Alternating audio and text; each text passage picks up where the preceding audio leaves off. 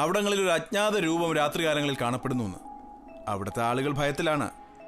മാത്രമല്ല, ചില ആടുമാടുകളെ അത് കൊല്ലുന്നെന്നാണ് കേട്ടത്. ശരിക്കും പറഞ്ഞാൽ ഇതൊരു സൈക്കോളജിക്കൽ ഫിയറാണ്. പണ്ട് ഡൽഹിയിലുണ്ടായ മനുഷ്യക്കുരങ്ങ് ഭീതി പോലെ ഒന്ന്. റാം വെറിയിടാവാനൊന്നുമില്ല. പിന്നെ ഞാൻ വിളിച്ചത്, രാമിന്റെ വീട് ആ ഏരിയയിൽ വളരെ ഐസൊലേറ്റഡ് ആണ്. മാത്രമല്ല, വീട്ടിൽ വൈഫും കുട്ടികളും ഒറ്റയ്ക്കല്ലേ, അതാ. സാർ, ഇന്നലെ നടന്ന പോലുള്ള കൊലപാതകം ഇതിനു മുമ്പും ഇവിടെ നടന്നിട്ടുണ്ട്. കുട്ടികളാണ് അധികവും പലപ്പോഴും അതിനിരയാകുന്നത്.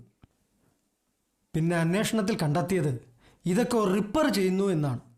അയാൾ മരിച്ചു. സ്റ്റാലിൻ, ഈ വീട്ടിൽ നടക്കുന്ന സംഭവങ്ങൾ നിങ്ങൾ അറിയുന്നില്ല എന്ന് നടിക്കരുത്.